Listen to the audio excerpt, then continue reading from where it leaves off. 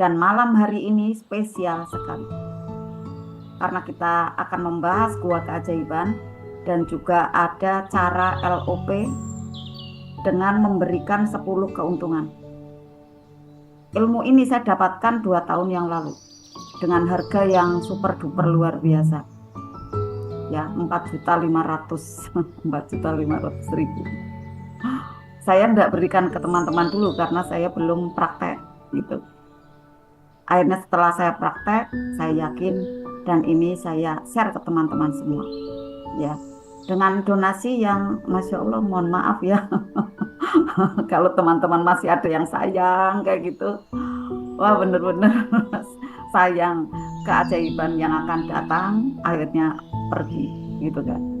Pada waktu kita mendengarkan ada kabar-kabar baik tentang jurus-jurus magnet rezeki yang itu nanti untuk memperbaiki dari nasib kita, antusias ya, semangatlah, kemudian kejar untuk berlatih karena suatu saat saya membutuhkan, suatu saat saya ada kebutuhan, ada keperluan, langsung tinggal dipakai karena jurus itu bagaikan senjata gitu ya. Nah, malam hari ini alhamdulillah saya sudah salam apa belum ya Bunda Pita? Belum ya? Belum salam? Belum? Bun. Oh iya belum. Openingnya. Dikejar-kejar rezeki, dikejar-kejar pesanan, dikejar-kejar tugas gitu kan. Ya alhamdulillah tepat sekali 5 menit sebelum jam berapa nih, 19.30, berarti jam 19.25 tepat sekali selesai materinya Bunda Murti. Jadi benar-benar feeling saya, wah saya kalau datang ke ini kegiatan sore yang Bunda Murti dan teman-teman adakan, saya ndak nyandak ini gitu.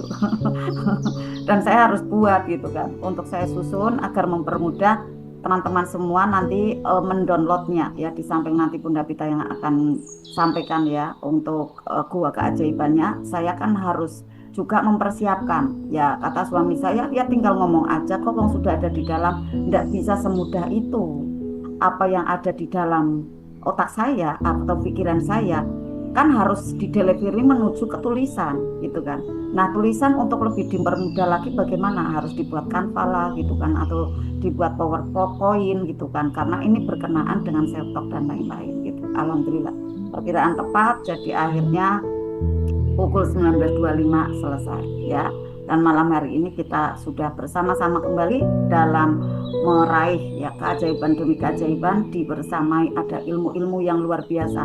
Dan di Arta ini dikenalnya gitu ya, bukan terkenal tapi dikenalnya dikenalnya itu Atip. Atip. Jadi ada seseorang CTMR, saya belum sampaikan ke Bunda Pita ya, sampai Bunda, oh keren banget, aku mau ikut kelasnya gitu. Siti Amel yang bukan yang di sini ya teman-teman ya Bunda Pamungkas Suci ya, bukan dari luar gitu. Saya ikut kelasnya Bunda gitu, tapi memang saya belum seperti iyain aja. Tapi besok hari Ahad mau mampir, mau mampir ada di rumah saya karena melintas ada di Pantura ya, informasinya ingin sekali lihatlah di sini seperti apa kegiatannya gitu. Saya persilakan. Ya alhamdulillah untuk silaturahim ya, semakin terkoneksi dengan para CTMR yang lainnya ya, insya Allah mudah-mudahan membawa keberkahan dan kebaikan ya, harapannya seperti itu. Dan teman-teman semua sambutlah salam yang terbaik dari saya. Assalamualaikum warahmatullahi wabarakatuh. Waalaikumsalam warahmatullahi wabarakatuh. Bismillah, innalhamdalillah, asyhadu alla ilaha illallah wa asyhadu anna muhammadar rasulullah. Rabbi sholli sadri wa yassirli amri wahlul 'uqdatam min lisani yafqahu qouli, amma ba'd. Teman-teman semua, sahabat terbaik di malam hari ini, apa kabarnya pagi hari ini? Alhamdulillah luar biasa. Dahsyat. Ajaib. Emang bener kita bisa ajaib Bunda Murti dan teman-teman semua. Alhamdulillah. Yakin bisa. Allah. 100 juta per bulan yakin? Yakin Bun. Yakin bisa. Allahu Akbar. Naik 2 kalinya, 200 juta per bulan. Yakin bisa? Yakin bisa. Allah. Yakin bisa. Allahu Akbar. Nanti saya sertakan ya, untuk bisa meraih itu ada 3 amalan. Nah kemarin yang saya sudah bocorin, di samping Bunda Pita akan sampaikan bagaimana amalan itu diketarkan di mana gitu ya. Nah, terutama adalah di Gua Keajaiban gitu ya. Maka teman-teman semua kita simak ya dengan fokus tari bahagia. Kita simak dengan bahagia, tapi jangan terlalu santai gitu ya. Siapkan catatannya gitu ya. Untuk apa? Untuk mengikat ilmu yang kita dengar itu harus ada catatan. Saya juga banyak sekali catatannya ada di sini ya. Karena nanti bisa dilihat lagi gitu ya. Nah, kemudian juga tercatat pula ya ada di pikiran kita. Nah, teman-teman, seluruhnya yang terbaik di malam hari ini. Ternyata para rasul ya dan juga para nabi saat akan mendapatkan keajaiban polanya itu harus masuk ke gua keajaiban dulu itu ya, seperti digodok ya, seperti dibersihkan gitu ya, seperti dikelingsing juga gitu ya, karena di sana ada pembelajaran-pembelajaran yang luar biasa, ada materi-materi yang nanti membekali ya di dalam perjalanan ya, menjalankan tugas di perjalanan menjalankan tugas kenabiannya gitu ya. Contohnya ya, Nabi Yunus gua keajaibannya di mana? Ya, ada di perut ikan raksasa ya. Nabi Yusuf yang terkenal elok rupawan di mana gua keajaibannya? Ada di sumur tua ya, dan juga ada di penjara. Kan beliau pada saat itu juga mengalami tumbukan yang besar ya, tapi kemudian ada keajaiban setelahnya karena beliau kuat ada di sana gitu ya. Kemudian ada Nabi Nuh di mana keajaibannya? Ada di perahu raksasa ya, pada saat itu banjir yang melanda gitu ya, sampai dengan anaknya sendiri tidak mau masuk ke gua keajaiban. Akhirnya apa? Binasa teman-teman ya, akhirnya terhanyut ya, akhirnya tergerus oleh persoalan-persoalan yang membanjir di situ. Nah, itulah kan seperti halnya ya gambaran kita. Kalau kita tidak mau masuk ke gua keajaiban, maka kita tergerus oleh arus ya, arus persoalan yang terus mendera tiap hari gitu. Maka beruntunglah kalau kita masuk ke kapal ya, kapal dari penyelamat ya, di gua keajaiban kita penyelamat dari berbagai macam persoalan-persoalan yang ada. Rasulullah di mana gua keajaibannya? Ada di gua Hira ya, yang akhirnya Rasulullah di sana mendapatkan ada banyak petunjuk ya, banyak wahyu. Dan pada saat setelah keluarnya dari gua Hira, Rasulullah membuat ada miniatur ya, miniatur gua keajaiban, yaitu dibuatlah ada masjid ya, dibuatlah ada musola, dibuatlah ada majelis-majelis taklim gitu ya. Akhirnya ada Masjidil Haram, ada Masjid Nabawi, ada Masjid Kuba, masjid-masjid yang lain, dan tertebarlah gitu ya, ada di Indonesia, di tempat kita gitu ya, ada masjid ya yang tertebar di semua daerah ya di Indonesia, ada majelis-majelis taklim, ada majelis zikir ya, kemudian ada di rumah kita juga ruangan untuk sholat. Nah, itulah gua-gua keajaiban yang di sana maknanya adalah Rasulullah bertujuan agar apa? Nanti umatnya di akhir zaman ini yang banyak sekali persoalan mendera berdatangan gitu ya, dari pagi sampai pagi lagi seakan seperti itu. Maka diberikanlah petunjuk, yuk masuk gua keajaiban agar kalian semua selamat. Pada saat ini pun kita masuk ke gua keajaiban ya. Kemudian RFFLOP terapi syukur sadar nafas itu gua keajaiban. SYMR THMR itu pun keajaiban ya, gua keajaiban. Jadi gua keajaiban tertebar ada di mana-mana, tinggal kita mau mempergunakan apa tidak. Kalau kita pergunakan, semakin banyak kita masuk ke gua keajaiban, berarti potensi selamat ya, potensi kita ajaib itu semakin besar gitu ya. Bahkan di gua keajaiban ini kita menabung ya, menabung saldo ya, tabungan kebaikan kita semakin bertambah ya. Saat kita butuhkan tinggal klik aja pinnya, maka keluarlah ya, ada di sana banyak kemudahan-kemudahan, nanti ada sinyal-sinyal petunjuk yang membuat hati kita tenang, senang, bahagia, syukur, happy di atas rata-rata. Muncullah keajaiban itu ya, karena keajaiban itu harus dibuka pintunya ya, dengan ada rasa syukur yang tinggi, yang di atas rata-rata, rasa bahagia juga ya. Akhirnya nanti muncul itu banyak keajaiban. Kita sudah tahu peta-petanya, dan kemudian kita pun ingin ada keajaiban yang lain, karena persoalan-persoalan itu variatif berdatangan, dan kita pun harus punya jurusnya juga variatif. Untuk apa? Untuk bisa menangani berbagai macam persoalan. Mungkin yang terbarukan kita pun harus mempunyai metode. Walaupun judul dari jurusnya sama gitu ya. Tetapi saat kita belajar lagi, diasah lagi, diolah lagi, kemudian diasah lagi, kemudian diperjalankan kembali. Nah, di-download lagi, akses lagi, maka itu seperti membuat warna yang baru, yang terbarukan. Goa Keajaiban. Ya, bagaimanakah itu penjelasan lebih detailnya, lebih lengkapnya, karena ini jarang disampaikan ya, ada di privat RFF LOP ataupun di terapi sadar nafas, dan khusus ada di malam ini di kelas terbaik. Bagaimanakah itu? Mari teman-teman semua untuk kita sambut ya beliau ya yang luar biasa akan menyampaikan materi Goa Keajaiban dengan powerful. Kita sambut Bunda Pita Nareswari dan Winda, tepuk tangannya. Silakan Bunda Pita. Terima kasih Bunda Susan. Sama-sama. Apa kabarnya teman-teman pada malam hari ini? Sehat semuanya ya. Kita sekali lagi biar semangat ya. Apa kabarnya pada pagi hari ini? Alhamdulillah. Alhamdulillah. Luar biasa. Iya. Apa itu magnet rezeki? Satu sama. Betul. Alhamdulillah, innalhamdulillah, salatu wassalaman ala Muhammadin wa rasulil karim wa ala alihi wa ashabihi ajmain, amma ba'du. Rabbi sholli sadri wa yassir li amri wahlul 'uqdatam min lisani yafqahu qawli.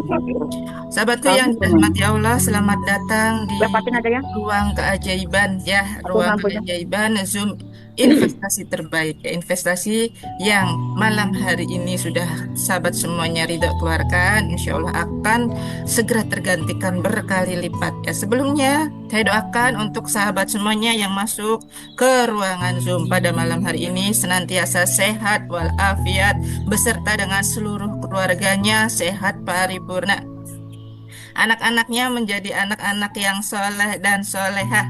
Amin. Pasangannya menjadi pasangan yang taat dan setia. Amin. Insya Allah kita semuanya memiliki penghasilan 5 miliar satu bulan.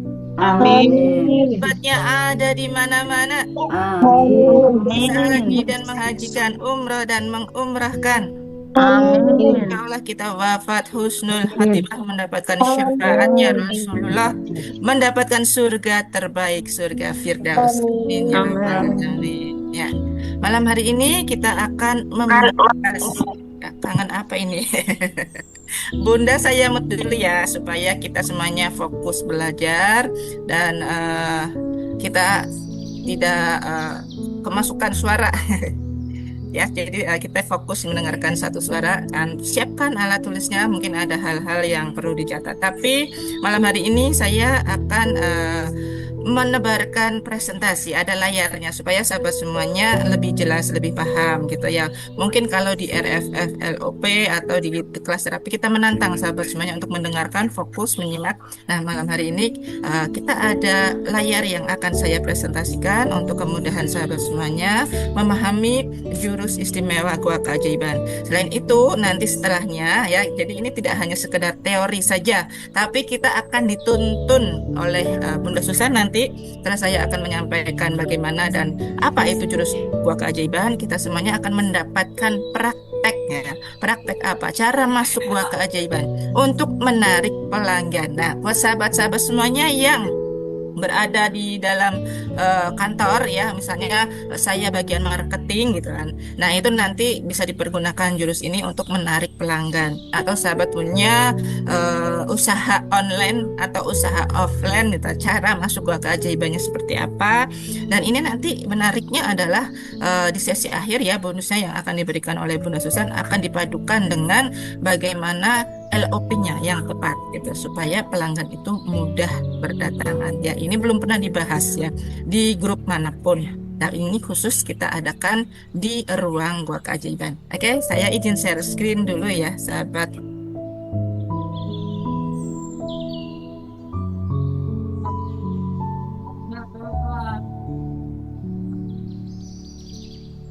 Oke, sudah nampak belum?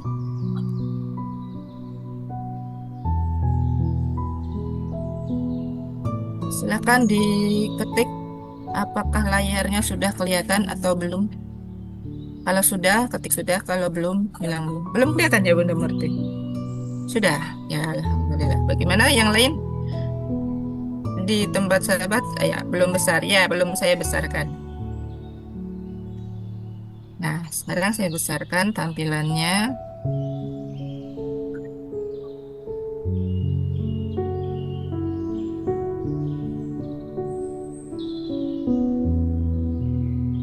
Dua keajaiban. Bagaimana cara memaknai? Memaknai dan mendalami kehidupan agar mudah ajaib. Oke, ya. Apa sih gua keajaiban itu? Sebelum kita memasuki definisi dari gua keajaiban, nah teman-teman sering mendengar atau mungkin pernah mendengar jurus gua keajaiban ini disampaikan oleh gurunda kita Ustadz Nasrullah di podcastnya atau di ruangan telegramnya, audionya. Ya, tapi malam hari ini kita bahas dengan lebih mendetail lagi supaya ilmu ajaib ini bisa teman-teman serap dengan baik. Kemudian nanti kita akhirnya bisa memasuki gua keajaiban itu sendiri dengan tata cara yang baik dan benar. Intinya adalah ya grup ya apa namanya Zoom kita malam hari ini menuntut praktek ya dari teman-teman semuanya. Ya, Islam itu agama yang ajaib. Kenapa Islam disebut sebagai agama yang ajaib? Karena Islam mengajarkan keajaiban itu ya melampaui hukum sebab akibat gitu ya. Misalnya ya, kalau kita secara menalar dan melogika hukum sebab akibat, kalau ada akibat pasti ada sebabnya. Misalnya ya, kita dituntut kasus hukum misalnya ya, tuntut kasus hukum kayak seorang artis gitu ya. Nah, ini kenapa seorang artis ini padahal merasanya sih apa namanya menyebarkan kebaikan ya di sosial media, tapi kok tiba-tiba dia dituntut karena ujaran kebencian, ada penipuan dan lain sebagainya. Nah, mungkin dia belum flashback ya di masa lalunya. Ada hal-hal yang menyebabkan ya sakit hatinya orang lain ya. Ingat teman-teman, sakit hatinya orang lain bisa menyebabkan laknatnya Allah gitu ya. Jurus terumbu karang. Nah, kalau ya, gua keajaiban ini ya otomatis kaitannya adalah dengan jurus perisai rezeki ya. Kemudian jurus turun garis kebenaran, juga jurus merawat terumbu karang gitu. Ada hukum sebab akibat. Misalnya, kalau ada peribahasa yang bilang ya, tidak mungkin ada asap kalau tidak ada api, gitu kan. Nah, apilah sebuah sebab. Nah, asap adalah sebuah akibat. Nah, ini adalah berbicara logika. Tetapi Islam itu mengajarkan keajaiban itu melampaui hukum alam, tidak pakai hukum sebab akibat. Ya, karena kekuatan Allah sendiri ya dari surat Yasin gitu, Allah menyebut kalau saya mau itu kejadian ya terjadilah, kalau saya bilang enggak ya enggak bakalan terjadi, kan seperti itu.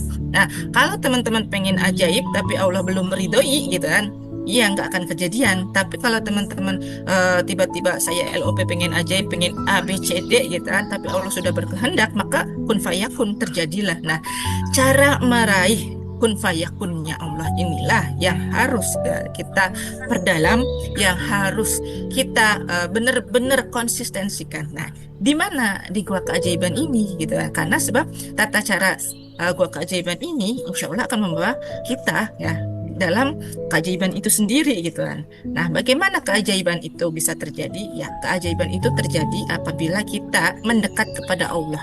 Nah, ketika kita mendekat kepada Allah itu memungkinkan terjadinya keajaiban gitu. Contohnya para nabi ya. Para nabi itu memiliki mukjizat yang luar biasa. Nah, Nabi Musa misalnya membelah laut, nah, Nabi Ibrahim bisa mendinginkan api ya, Nabi Daud membengkokkan besi, Nabi Sulaiman bisa berbicara dengan makhluk, Nabi Isa bisa menghidupkan ya, memberikan ruh kepada tanah liat menjadi burung gitu kan. Kemudian Nabi Muhammad sendiri memiliki 300 keajaiban gitu. Luar biasa kan? 300 keajaiban atau 300 mukjizat yang dimiliki oleh Nabi Muhammad. Di antaranya apa mukjizatnya? Ya, yang paling besar adalah Al-Qur'an. Di antaranya lagi apa Bunda? Nabi Muhammad bisa sembunyi tanpa kelihatan manusia di Gua Hiro gitu kan. Nabi Muhammad juga bisa mengeluarkan susu di sela-sela jarinya. Nabi Muhammad bisa membelah bulan. bulan bundar dibelah sama Nabi Muhammad bisa gitu kan. Nah, itu adalah mukjizatnya para nabi. Lalu, apakah itu terjadi karena hukum sebab akibat? Nggak ada sebabnya gitu, karena Allah yang mau gitu kan. Allah memberikan keajaiban mukjizat kepada para nabi karena Allah yang mau. Kun fayakun, kalau Allah mau jadi ya jadilah gitu kan. Mudah urusan itu tersebut bagi Allah gitu. Nah, kita sebagai orang biasa itu punya apa gitu kan? Apakah kita bisa memperoleh keajaiban? Tentu saja, tapi keajaiban kita kan namanya maunah ya. Kalau keajaibannya Nabi itu namanya mukjizat. Keajaiban yang para ulama adalah karomah. Sedangkan keajaibannya manusia biasa dinamakan maunah. Nah, teman-teman yang dirahmati Allah, ketika keajaiban ya yang didapatkan para nabi, ulama, wali itu, apakah dalam pertanyaan di hati kita, apakah saya bisa setiap saat mendapatkan keajaiban, merasakan keajaiban itu? Bisa gitu. Asalkan kita mau mengikuti seruan gitu. Seruannya siapa?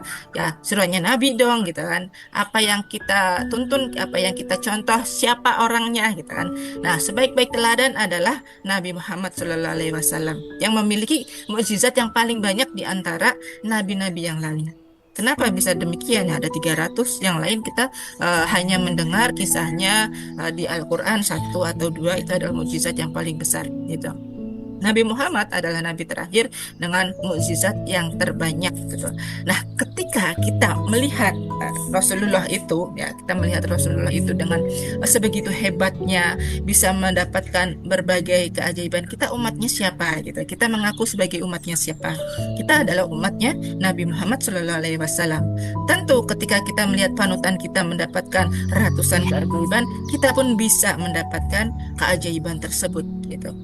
Nah, karena Islam ini melampaui ya, Islam menawarkan, Islam mengajarkan sesuatu yang lebih dahsyat daripada sekedar hubungan sebab akibat.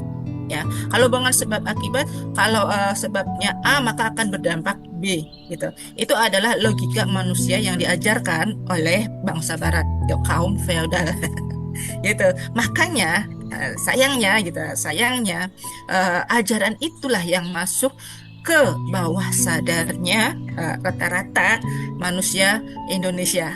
Kenapa bisa demikian gitu kan?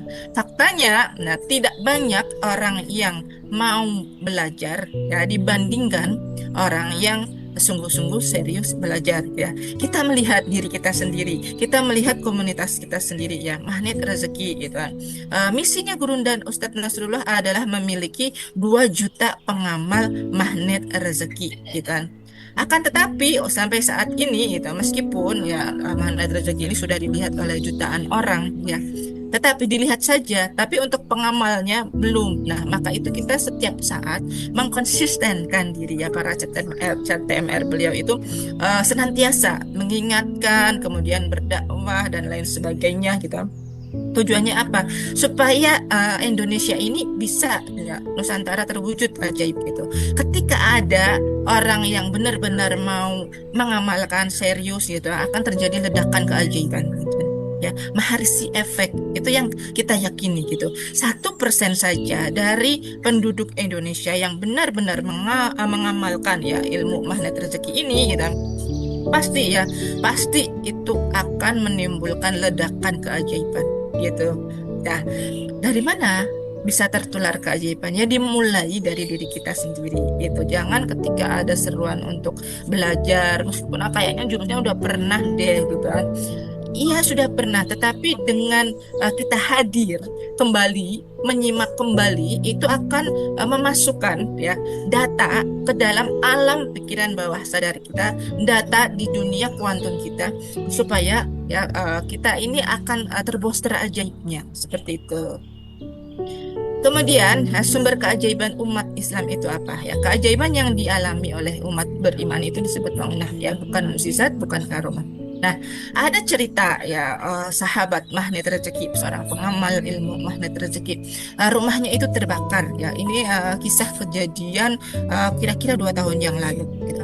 Nah, ketika rumah beliau ini terbakar, ya, saya melihat postingan beliau di Facebook gitu ya. Yang membuat saya kagum adalah kalender. kalender dinding magnet rezeki yang berisi 10 jurus dasar magnet rezeki. Rumahnya itu sudah nggak kelihatan wujudnya sama sekali gitu kan. Ya, rumahnya itu temboknya udah hitam semuanya, kemudian langit-langitnya itu udah nggak ada gitu, karena sudah runtuh semuanya, terbakar. Karena kalau kalau orang sekarang itu kan pakai rangka besi, itu rangkanya masih kayu gitu. Apa namanya, gentengnya itu udah jatuh ke bawah semua, rangka kayunya juga udah terbakar semuanya gitu. Tapi yang unik di sana gitu, seluruh anggota keluarga selamat. Kemudian buku MR dan juga apa namanya Al-Quran, juga kalender magnet rezeki tidak tersentuh api sama sekali gitu. Kok bisa gitu kan? Di luar nalar gitu, di luar nalarnya manusia biasa. Secara logika kalau semua rumah udah hitam semuanya, pintu-pintunya udah ikut terbakar, atap-atapnya ikut terbakar, ya itu pasti nggak ada wujudnya. Tapi kalender itu masih nempel di dinding ya, dalam kondisi yang baik, putih bersih, tidak tersentuh api, ya kan? Nah itu bisa seperti itu, padahal cuma sekedar kalender yang berisi 10 jurus magnet rezeki beserta dengan buku mari juga Al-Quran masih utuh. Tuh, diselamatkan oleh Allah. Dan kemudian ya, ada kisah juga bayi yang selamat dari reruntuhan gempa. Kalau teman-teman melihat gitu ya, ada gempa, kemudian berita-berita yang ada di Palestina itu gitu kan, sering kita melihat setelah dibombardir oleh Israel, ternyata ada bayi yang bisa diselamatkan. Nah inilah Islam, itu agama pertolongan Allah. Inti ajaran Islam adalah tentang pertolongannya Allah ya.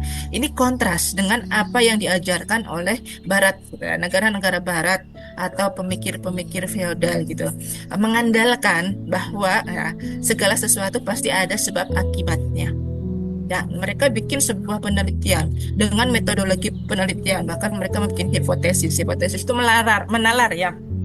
Misalnya saya meneliti sebuah kasus gitu ya, sebuah kasus pembelajaran di sekolah dasar gitu. Nah, apa hipotesis yang muncul? Hipotesis itu kemungkinan jawaban yang akan muncul. Saya itu diteliti, diuji dulu apakah benar nanti hipotesis saya terbukti gitu kan, dan lain sebagainya. Seperti para penemu gitu ya, penemu listrik, ya, penemu lampu gitu, kemudian penemu telepon gitu. Mereka semuanya meneliti dengan basis sebab akibat semuanya. Nah, tapi keunggulan Islam dibandingkan ajaran-ajaran yang lain, Islam itu mengajarkan keajaiban melampaui metodologi penelitian.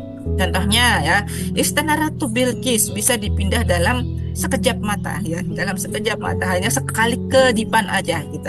Kok bisa sekali mengedip? Dan berkatalah Asif bin Barkia gitu ya, saya bisa memindahkan istananya Ratu Bilqis ini sebelum mata berkedip gitu. Ya belum kedip gitu, udah pindah duluan, kok bisa gitu, kayak sulapan gitu. Tapi itu real. Inilah yang dinamakan dengan keajaiban. Kemudian kisah dari Maryam ya, Maryam yang mendapatkan hidangan makanan tanpa sebab. Nah, karena beliau ini ya ibunda Nabi Isa itu terkenal orang yang maksum, orang wanita yang suci, tidak pernah disentuh pria sampai wafatnya beliau gitu. Tapi beliau ini bisa mendatangkan hidangan di dalam mihrabnya, di dalam kamarnya ya. Sampai Nabi Zakaria bilang, aku juga mau dong gitu kan. Nah, Nabi Zakaria pamannya, kok Maryam bisa ya kamu seperti itu gitu kan. Aku juga mau dong. Nah, mendapatkan makanan tiba-tiba. Nah, ini adalah dari Allah gitu. Maryam berkata ini adalah dari Allah. Nah, inilah yang dinamakan keajaiban. Prinsip dasarnya adalah ketika kita menginginkan sesuatu dan ketika Allah berkehendak jadi, maka itu jadilah. Tidak perlu metodologi yang rumit gitu. Tidak perlu diteliti-teliti lagi, tidak perlu diuji-uji lagi, tidak perlu ada hipotesisnya gitu kan. Tidak perlu membuktikan bahwa hipotesis saya benar, asumsi saya benar, tidak perlu seperti itu ya. Karena Allah memberikan janji kemudahan. Ketika kita dicintai oleh Allah, nah, kita dikehendakinya mendapatkan sesuatu akan dimudahkan oleh Allah. Contohnya gurunda kita Ustadz Nasrullah gitu, dicintai oleh Allah, maka hutang amanah 21 miliar lunas ya kan? Kemudian Ustadz Nasrullah juga memiliki rumah yang berderet-deret, properti yang banyak gitu kan. Kemudian ada di WMR gitu. Itu punya Ustadz Nasrullah semuanya. Usahanya apalagi beliau ya emas gitu, Dinar Khairul Rasikin gitu kan. Ya kan? Nah, kemudian apalagi banyak gitu kan, ada produk-produk MR dan lain sebagainya, bisa bikin film jadi produser gitu kan, jadi artisnya sekalian gitu. Inilah manusia ajaib gitu. Manusia yang memiliki maunah. Kita lihat juga Bunda Susan bagaimana beliau sebagai seorang pengusaha gitu. Allah menghendaki beliau gitu mendapatkan penghasilan yang setiap hari itu udah ratusan juta omsetnya setiap hari, satu hari gitu ya. Belum nanti satu bulan gitu dikalikan gitu ya. Makanya Bunda Susan bisa menjadi seorang WR yang mendapatkan top 10 terus gitu, karena beliau setiap bulan bisa beli paket eksklusif, terus paket yang apa-apa itu banyak sekali. Nah, ini teman-teman, kita mau meneladani siapa gitu kan. Kalau teman-teman sudah bertekad saya mau ajaib, maka ikuti siapa yang dijadikan role model gitu lah, siapa yang jadikan figur ya, figur siapa yang dijadikan keteladanan ya, selain Nabi Muhammad tentunya gitu kan. Kalau saya ingin bisa sekaya Bunda Susan, maka lakukanlah praktek kerja-kerjanya Bunda Susan, ya kan? Teman-teman pasti ingin gitu kan. Saya dapat uang miliaran, ingin lihat Bunda Susan menginspirasi, memberikan foto uang bertumpuk. Teman-teman juga pasti pingin, tapi pinginnya itu disertai praktek apa enggak gitu kan. Kalau pinginnya ingin seperti Bunda Susan, saya mau ajaib, maka lakukan langkah-langkah apa yang seperti Bunda Susan ajarkan gitu kan. Nah, itu udah dikupas tuntas terus tiap pekan gitu kan. Nah, Susan bilang ini RFFLOP, saya baca Al-Waqiah, efeknya ini, itu dirutinkan selama ya tahun 2000, hampir 20 tahun. Nah, makanya tak konsisten seperti itu. Kalau tidak mau ya, nanti jadi juga naik turun. So, Oke. Seumpama ada kendala, teman-teman nanti bisa apa namanya? Oke, teman-teman bisa komen ya di kolom chat kalau ada kendala. Misalnya gambarnya tidak bergerak atau freeze atau bagaimana. Nah, umat Islam ini adalah umat yang ajaib. Ya. Jika nabi, wali, ulama ya memiliki kitab, nah, Al-Quran adalah mukjizat, dan Isra Mi'raj itu adalah kisah ajaib, nah, maka kita pun bisa ajaib. Lalu apa kita tidak ajaib gitu? Seperti utang, ya, amanah yang nggak lunas-lunas, dagang kok sepi belum laris, proyek kok belum kunjung datang, pekerjaan sampai bejubel ya teman-teman. Kemarin lihat di Bekasi atau di mana ya, pokoknya saya selalu memperhatikan kalau ada job fair, entah itu di Bekasi, Depok, Jakarta, pokoknya Jakarta mana lah gitu kan, Tangerang dan lain-lain, itu selalu membludak tuh anak-anak muda Gen Z gitu kan. Masya Allah, jutaan jubel-jubel di sana sampai ada yang pingsan gitu ya, hanya ingin mencari pekerjaan. Padahal pekerjaan itu sendiri tidak usah dicari-cari sih. Kalau kita mau mempelajari pola keajaiban, ya nanti akan datang sendiri, bahkan sampai terbendung lagi.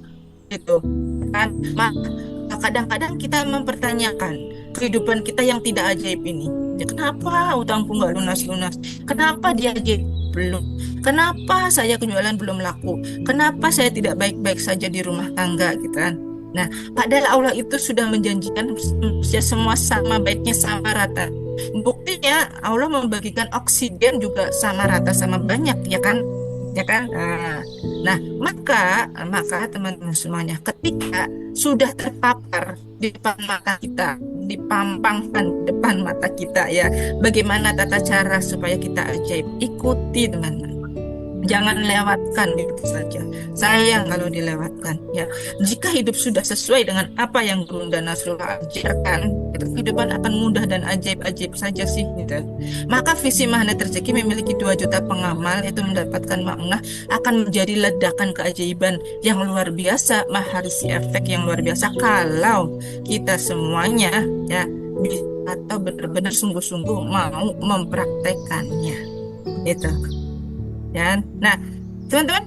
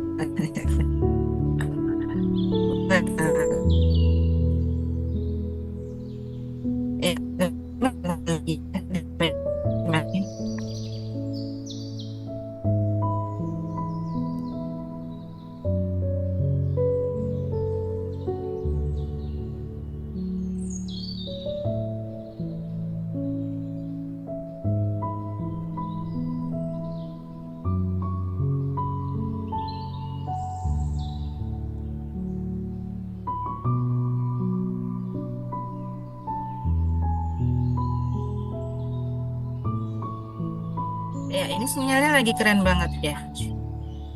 Bunda Susan tadi saya sudah izinkan buka mic kalau sayanya keluar masuk. Oke, kita lanjutkan dulu ya, sahabat semuanya yang dirahmati Allah. Saya lanjutkan tanpa share screen karena kalau nanti share screen lagi kurang mudah juga ini.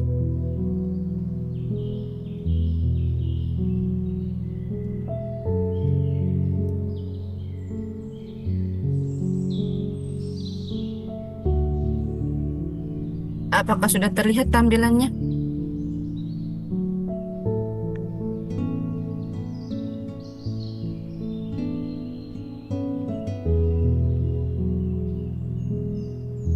Ya.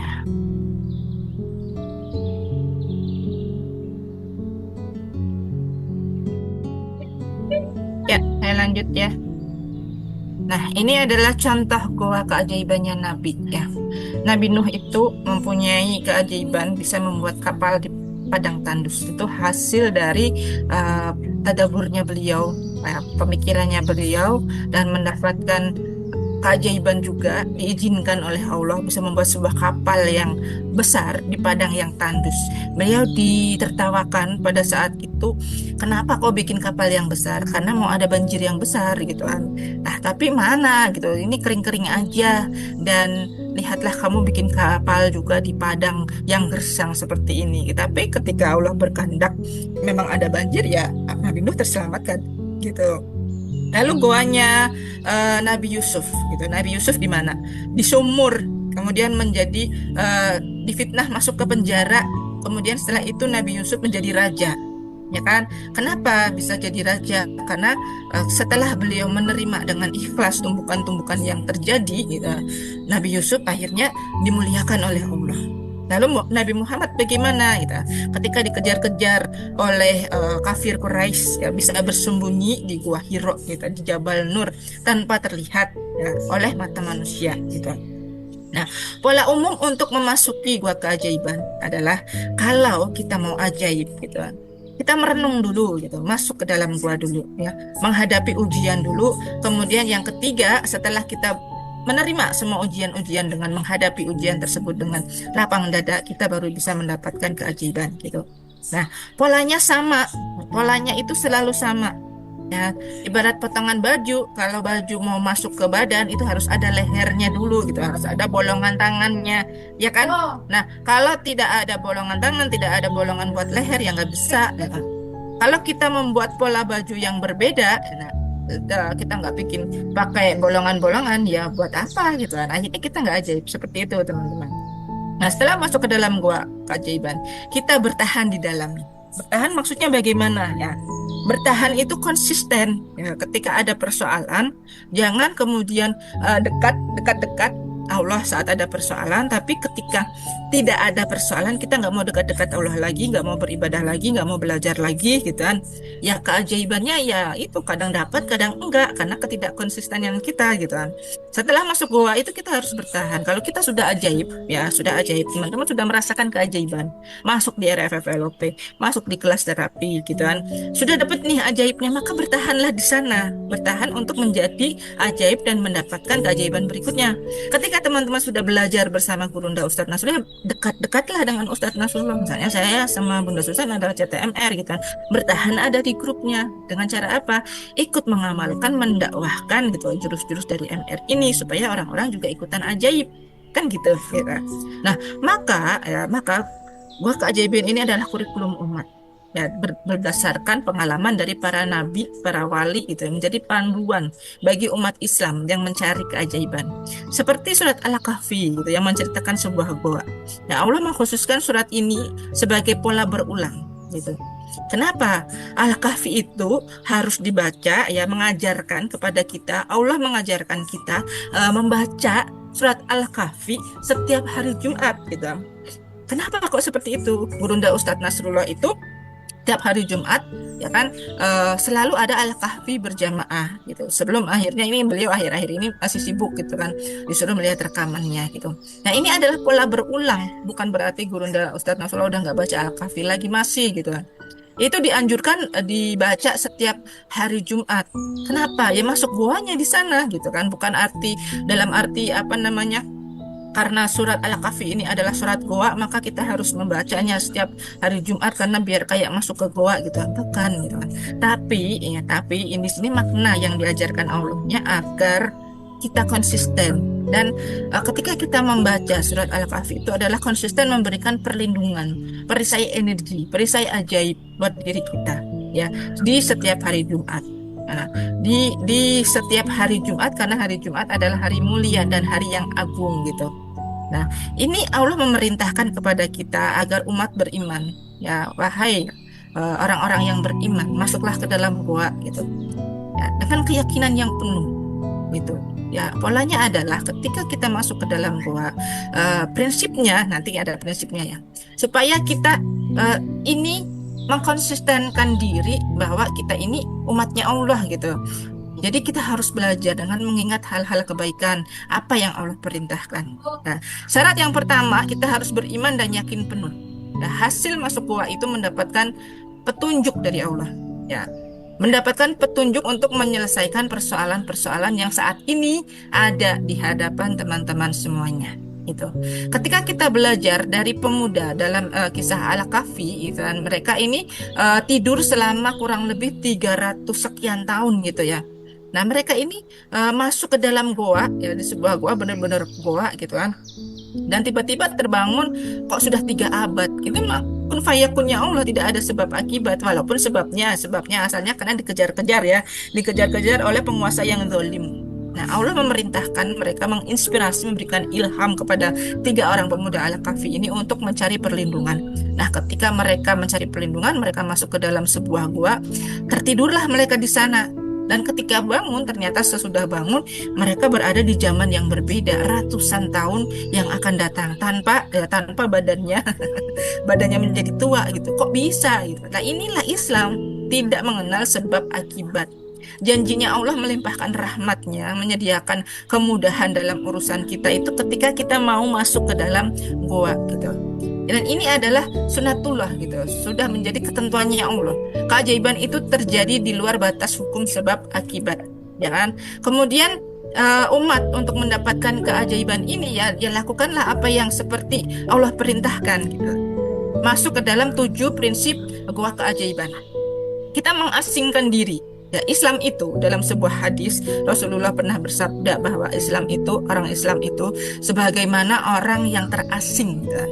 Datang seperti orang yang terasing, umat Islam gitu kan. Kemudian tinggal di sebuah lingkungan yang asing. Kemudian mereka dikenal, tapi di suatu hari nanti mereka akan kembali terasing. Nah, itulah prinsip suasana goa gitu kan. Ya, gitu sepi dan terasing. Ya. Kemudian ya kita prinsip yang kedua adalah lepas dari hiruk pikuk dunia. Nah, tinggalkan sejenak masalah dan keramaian dunia gitu kan. Ya kan?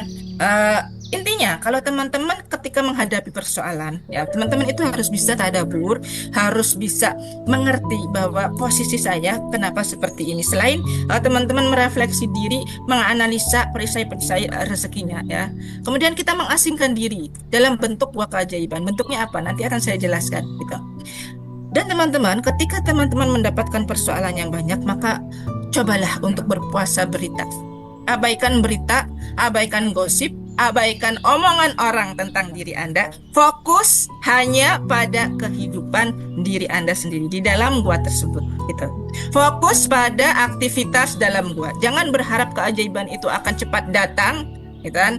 Tetapi kitanya nggak mau fokus, disuruh belajar juga masih malas-malasan, gitu kan? Nah, kalau teman-teman berharap menciptakan keajaiban untuk diri teman-teman sendiri ya, maka serahkanlah urusan kepada Allah Subhanahu wa taala ya.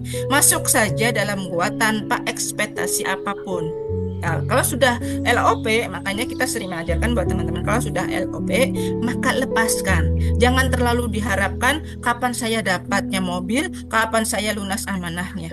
Ya kan itu jatuhnya nanti kan tidak sekendaknya Allah kita yang ngatur. Padahal segala sesuatu kehidupan ini adalah Allah yang mengaturnya gitu.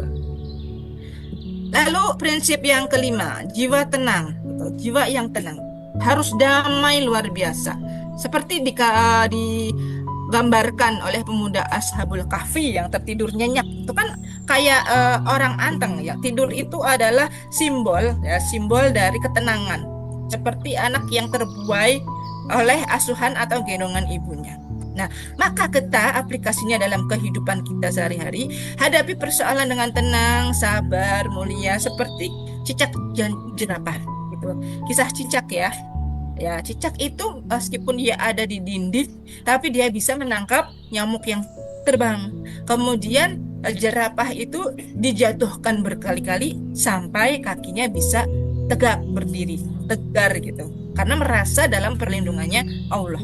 Nah, kemudian prinsip yang keenam adalah mengasah gergaji. Ini prinsipnya Stephen Covey, ya, seorang peneliti dari Barat, ya, tetapi diadopsi oleh Gurunda Ustadz Nasrullah dengan modifikasi ilmu magnet rezeki. Ya, semakin sering kita masuk goa, ya, semakin kita mengulang-ulang materi magnet rezeki, semakin mudah keajaiban itu tercipta.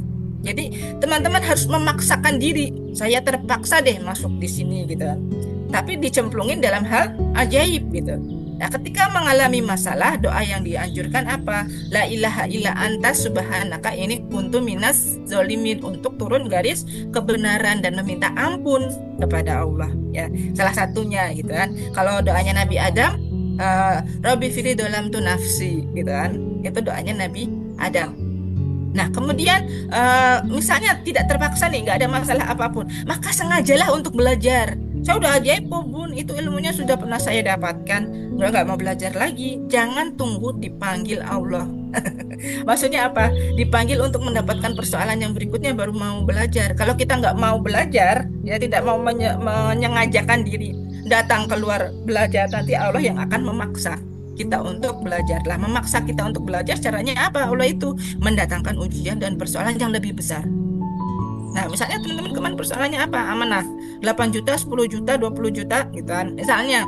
Nah, tapi ketika teman-teman sudah merasa ajaib gitu, tapi kemudian balik ke habitat awal, nggak mau belajar lagi, ya, dan kemudian Allah yang memaksa belajar. Dipanggil orang-orang, misalnya dipanggil Pak Nas, ini ada TUMR, COMR, diabaikan. Dipanggil SHMR untuk belajar kembali, diabaikan juga gitu kan. Ya udahlah, mana rezeki cukup tahu aja, nggak usah diamalkan secara konsisten gitu kan. Yang penting saya kemarin udah tahu polanya, saya udah tahu caranya praktek, udah tahu, tapi nggak mau mengulang lagi secara konsisten. Nah, maka itu nanti akan dipanggil Allah lagi gitu. Dipanggil bukan dalam artian dipanggil kehadiratnya Allah gitu, tetapi dipanggil, dikasih persoalan, dipaksa untuk belajar lagi gitu. Ingat lagi Bunda Susan, ingat lagi saya, ingat lagi CTMR yang lain, ingat lagi Pak Nasrullah. Nah, seperti itu. Jangan nunggu Allah yang manggil dan ngasih teguran. Nanti dikasih persoalannya lebih besar, biasanya seperti itu loh teman-teman. Kan nggak mau kitanya gitu kan. Maunya kan kita hidupnya biasa-biasa aja, normal-normal aja. Kalau ada persoalan ya jangan terlalu besar lah, yang kira-kira yang bisa saya hadapi lah. Kan maunya kayak gitu. Tetapi kita maunya, itu maunya kita. Tetapi maunya kita nggak usah belajar gitu kan. Nanti Allah yang akan panggil, ya Allah yang akan memberikan teguran dengan paksaan gitu kan. Supaya kita mau belajar dan mengingat ilmunya kembali, mengingat Allahnya kembali. Lalu apa saja bentuk-bentuk dari goa keajaiban? Ya, yang pertama adalah majelis ilmu. Ya, berkumpul untuk ilmu, bukan berkumpul untuk bergosip gitu. Gua Rasulullah itu adalah majelisnya ilmu gitu. Seperti ini kita sedang masuk dalam goa keajaiban ini ya. Kemudian sholat ya, terutama sholat sunnah, tahajud, sholat malam gitu. Itu juga bentuk dari goa keajaiban ya. Perintahnya ada di surat Al-Isra, dan bangunlah kamu di sepertiga malam yang terakhir.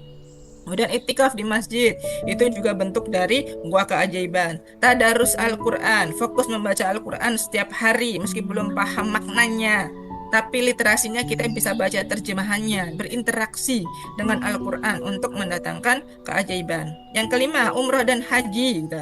Umrah dan haji itu bukan wisata, tapi jadikan itu benar-benar ibadah.